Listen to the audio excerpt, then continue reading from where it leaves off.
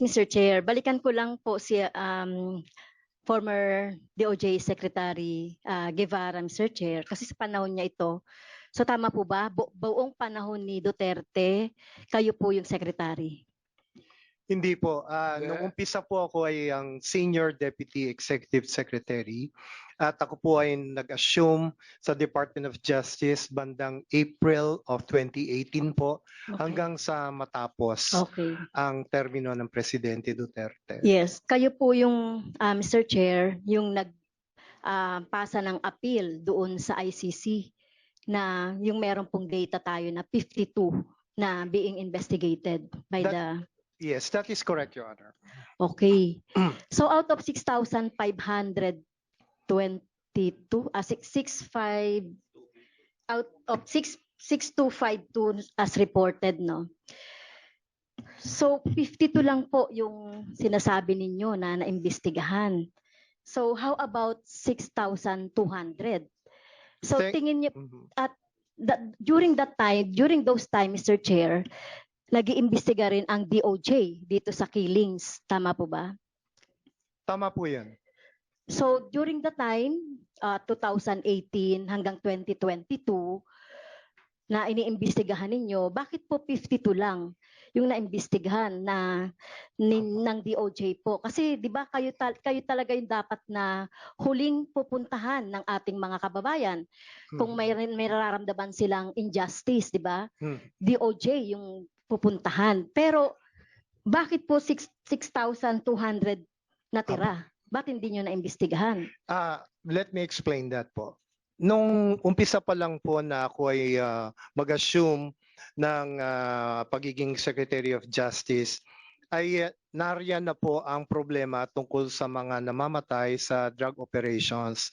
At bilang Justice Secretary po ay paulit-ulit ko pong ine-encourage ang mga kamag-anak na mga namatay sa drug war na kung sila po ay natatakot na lumapit sa pulisya dahil ang iniisip nila ay paano kami lalapit sa pulis kung ang aming pinagsususpetsahan na involved sa pagkamatay ay pulis mismo. Kaya po lagi ko namang pinapaalala sa kanila na pwede naman kayong dumiretso halimbawa sa Department of Justice, sa mga prosecutors, mag-file kayo ng complaint directly o sa ganun nga po, no, na po pwede po silang lumapit at tutulungan po sila halimbawa ng Witness Protection Program, ng Public Attorney's Office, etc. etc. Pero ang nangyari po ay talagang wala pong maraming lumalapit sa NBI or sa DOJ directly at lalo na po sa police dahil nga po doon sa pangamba na baka sila ay maaring mabalikan or something like that. So kaya po ang DOJ ay on its own initiative ay nag-conduct ng kanilang review ng drug war kasi marami na nga po yung mga reklamo, dumarami po yung numero ng mga namamatay sa drug operations kaya po kami mismo ay nag-initiate na mag-conduct ng sarili naming review ng drug war. It was originally intended to be interagency in character. Pero ang masama po nito, Mr. Chair and the committee members, inabutan po tayo ng pandemic. Ito pong aming plano na mag-conduct ng comprehensive review ng mga drug operations na may mga namatay ay nagsimula po noong 2020 na siya naman pong naging kasagsagan din ng pandemic. Kaya po yung aming pinaplano na nationwide na pag-conduct ng review ay severely hampered because of mobility restrictions. Kaya po ang ginawa namin, nagbatay na lamang po kami sa mga records ng National Prosecution Service. At Your Honor, ang isa po naming mahalagang ginawa ay ang lumapit sa PNP Internal Affairs Office. At mabuti po at nagkataon na ang kanilang Chief of Police at that time, PNP Chief or Director General, ay pumayag, si General Guillermo Eleazar ay pumayag na ibigay sa DOJ ng PNP Internal Affairs Service ang kanilang mga records ng investigasyon. Ang paliwanag po sa amin ng IAS, pag may napatay sa operasyon ay o may nag-discharge ng firearm, automatic motu proprio na nagko-conduct sila ng investigation. So hiningi po namin yung records noong mahigit 6,000 na insidente na may namatay base sa data ng Real Numbers PH project po yan na pinangunahan ng PCOO. So meron po Pres- kayo niyang report, Yes, Secretary. Meron yes po. kayong, can you provide this committee? Ang nangyari po, pagpapatuloy ko lamang po, doon po sa 6,000 plus na according to the IAS ay kanilang motu proprio na tiningnan. Ang ibinigay po nila sa amin ay records ng around 52 or 56 cases na ang IAS mismo po ay nakakita ng lapses at tingin nila ay maaring maging basihan ng DOJ to further conduct an investigation into a possible criminal liability. So kasi po yung IAS essentially ay administratibo ang kanilang tinitingnan kundi po ako nagkakamali. So ang dating po sa amin, kung ang 52 lamang o 56 ang ibinigay sa amin na meron silang nakitang lapses, conversely, parang ang conclusion doon sa mahigit na natirang mahigit na 6,000 kaso ay ang conclusion ng IAS ay walang lapses na nangyari. Conversely, ganun po ang aming interpretation dahil 52 or 56 lang ang isinabmit sa amin. Kaya po ang ginawa ng DOJ dyan, Secretary Guevara, meron Yes ko po. pang Well, sinasabi. Ibig sabihin, ang napatayan ng inyong investigasyon, yung IAF, hindi kayo. Oo, tinatanong ko po. Hindi, Kayo dala- po ang dapat na nag-imbestiga. Kasi hindi nga natin mapapagkatiwalaan ng PNP dahil majority nga ng mga cases involve ang PNP. So paano natin masasabi? Nag-conclude na kayo agad na ito lang, 52.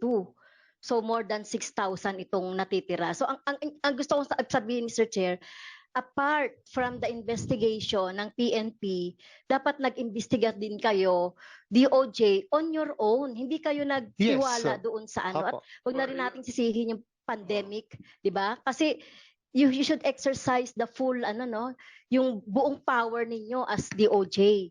Di ba? Yun More nga than po. 6,000 nakakabahala ito. Your Honor, Nasasabihin exactly. na lang natin, magkontento na lang ba tayo na walang nangyaring irregularity. May namatay nga Mr. Chair. At ayun nga, sila nga, mga NGO, nagtiyaga sila na itala yung mga incidents ng mga nung mga patayan or mga killings. More than 50% diyan involved ang PNP. So hindi po tayo nagtiwala dapat. I mean, ibig sabihin, pwede natin magamit yung data, pero on our own as DOJ, dapat we use our office na nag-imbestiga rin po tayo. Kasi nakikita ko, Mr. Chair, sinasuggest kanina ni former Secretary Medardo Guevara Po. na suggestion, good nga yun, magkaroon ng independent na parang agraba commission na magkaroon ng independent. Kasi nagkaroon na kayo ng pagkakataon ngayon noon di ba? So bakit parang passing the buck ba? Ibig sabihin, papasa natin yung responsibilidad wherein kayo yung responsible noon. Kaya parang naisip ko, Mr. Chair, part din kayo ng cover-up. Hindi po totoo yun, Well, Your nakikita Honor. ko yun kasi hindi kayo nag-imbestiga in full. Hindi rin po nyo totoo talagang, yun, Your Honor. Mr. Chair. Kasi kung talagang nag-imbestiga kayo in full, 52 lang yung sinabi ninyo na naimbestigahan.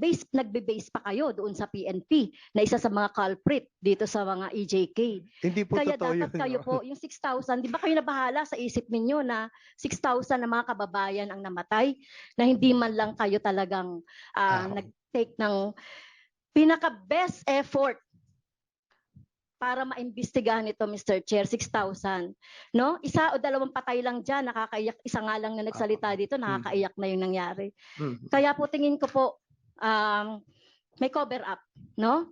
Ito na nga lang yung EO2, parang sinimento na lang nga yan eh, parang sinil na yan na nandiyan sa EO para hindi talaga makapag-imbestiga, no? Kasi yung mga information na kailangan Mhm. ay wala, no? Dahil dito sa EO2 na nilagay. Na kayo din po ang in charge doon sa pagpa-finalize yung EO2 na yan, Mr. Chair.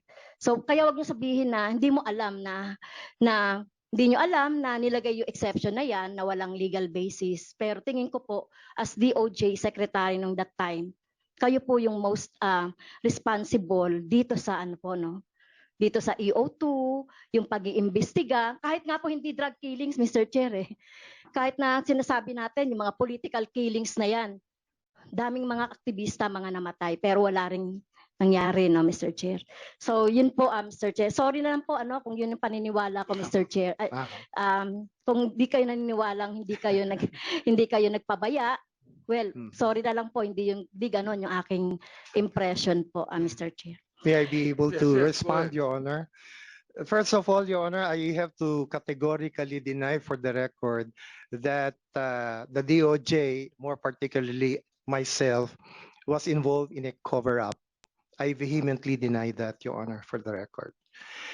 But let me just explain na yun pong investigation na ginawa ng DOJ ay hindi lamang po nag-rely sa information na nanggagaling sa PNP.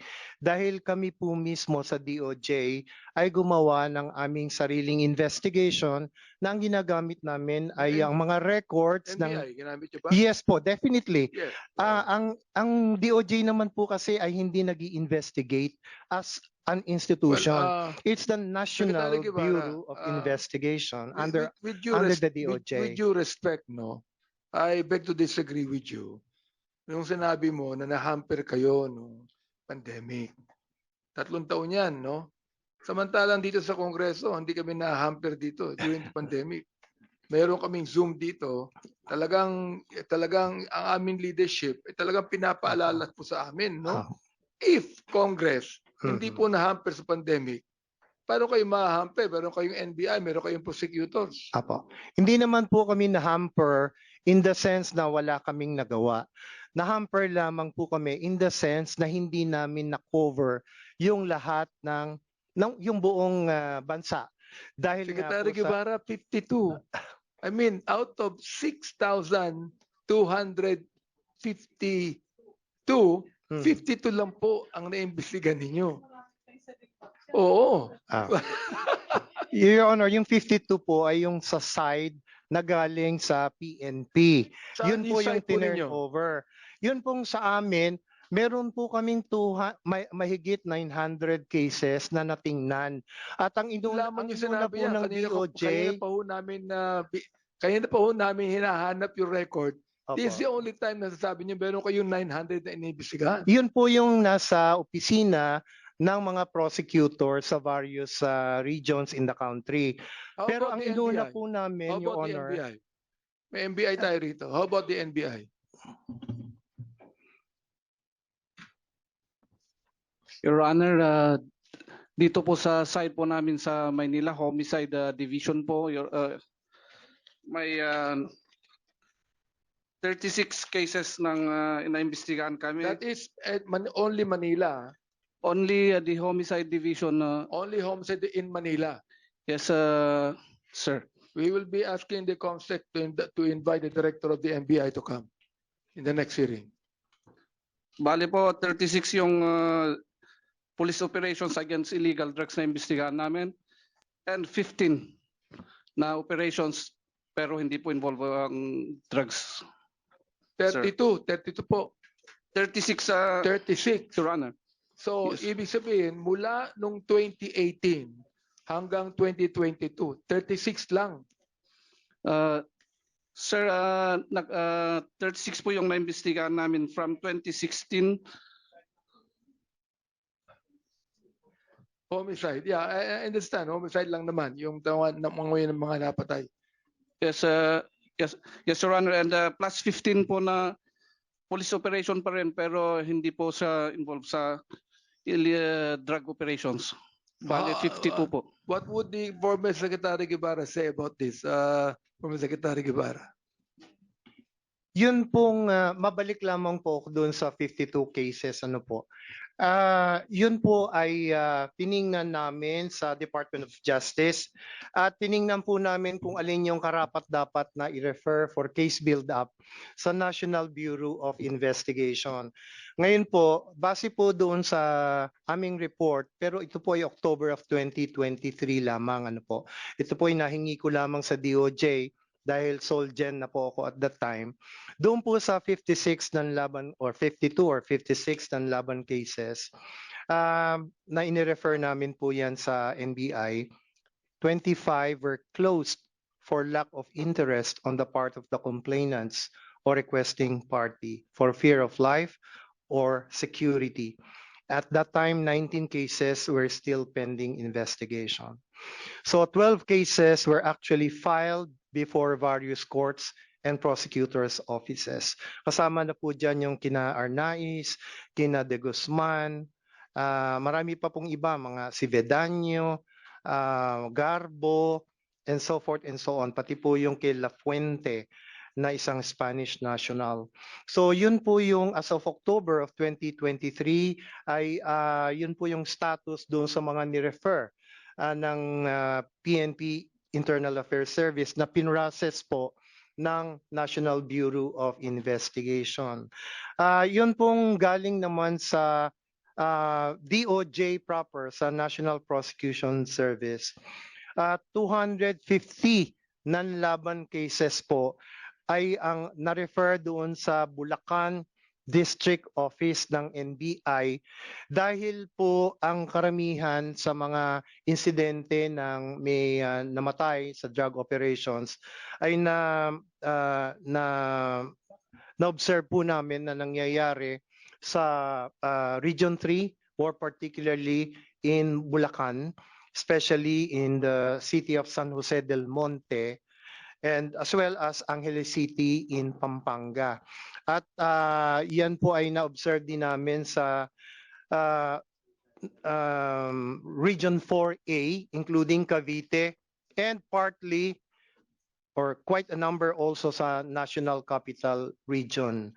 So yun po yung mga data na DOJ mismo po through the National Bureau of Investigation ang nag-conduct ng investigation. Kung ano po yung nangyari dyan sa mga kaso na yan, ay sa ngayon po ay hindi ko na masabi kung anong status dahil wala na po ako sa Department of Justice. But just to show lamang po na hindi lamang kami nag-rely sa inputs na galing sa PNP dahil yung sariling mga kaso po na matatagpuan sa mga opisina ng prosecution service ay ginamit naming basihan for further investigation. I do realize that we cannot, complete the investigation just in one hearing. No?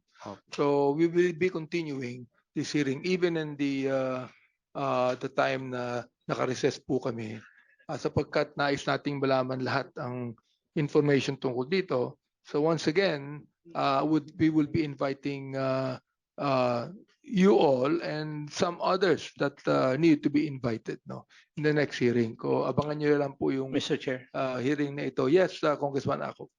may amend my request to the PNP that they include in the report the units which operated and so far as the 6,000 plus incidents are concerned. And second, there were 3 chiefs of the Philippine National Police during the time of former President Duterte, right?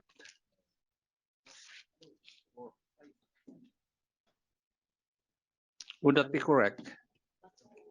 Ito, Alpayalde, Gamboa, Ascolan, Eleazar, PNP chief. Carlos. There are 6, Mr. Chair. 6. From 2016 to 2022. Every year lang pala kayo, General Abayade, every year? Every year?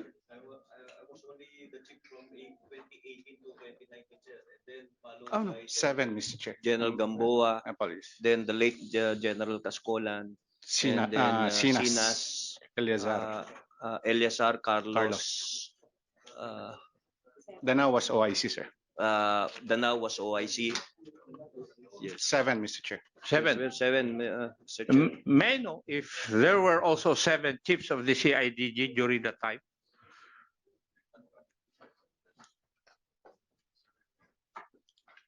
General Francisco, you're now the head of the CIDG, right?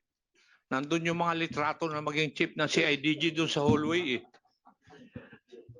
Yes, Your Honor. I will update this honorable committee of the numbers of the CIDG director during that time. Mr. Chair, may I move that we invite the former chiefs of the CIDG during those times? All right, I don't think there is any objection, so the motion is approved. We will be inviting the current Philippine National Police Director General, no, so that the top brass will also be involved in this invitation, no? And of course, just like the motion made by Congressman Ako, we're going to invite the former, andaay pala, no? The former, then makikita-kita kayo dito. The former chief of the Philippine, except Senator Bato de la Rosa, on the basis of our parliamentary courtesy, no? Although we shall be informing him if he would like to come. Well, he could be able to come maybe with us, no? Of course, the late Coscolan, di ba? So, So Mr. Chair, we'll do that. can I now proceed to my Yes. interpellation? Before we adjourn for the last time, I would like to recognize Congresswoman Garin. Thank you very much, Mr. Chair. Mr. Chair, just to recap, several numbers has been given. May I inquire from the PNP and the CIDG as to the inventory of cases filed both against uniformed personnel and private responders. So can we have that submitted? Yes, okay. Para ma-vet natin lahat ng numbers. Mr. Chair, may I be clarified in the last private respondents case filed against private respondents? Mr. Chair, may I be clarified on that? Earlier, I believe during the interpellation and the statements, I'm not sure if it's from Attorney Conti, there were mention about yung mga biktima ay nakakasuhan. One concrete example that was given was the driver of Councilor Kadungog. Yes, and I also heard, as mentioned by the other resource person, na yung isa nag-drive lang, yung mga kasama that would end up having cases para yung biktima ay kinasuhan tuloy. Instead of the alleged PNP assailant, nakakasuhan yung isa sa mga biktima o yung mga kasama. So that's why I wanted to have an inventory because the complainant, I believe, Attorney Conti, ang complainant is the PNP. Tama ba? Yes, Your Honor. So of the two crimes, the one quote unquote the suspect would be the private person, yung suspect ng drugs, yung unang krimen, at yung pangalawang krimen na yung pagpatay na nangyari dahil di umano may buy bust, ay police po ang suspect dito. Ang nangyayari, ang fina-file ng police yung unang krimen, patay na yung suspect, sinasampahan pa ng krimen ng illegal possession or buy bust. Kalimitan po dito ay nadidismiss naman dahil patay na po yung may kagagawa. Yes, but we just want to have an inventory of cases filed. No, para makita natin baka naman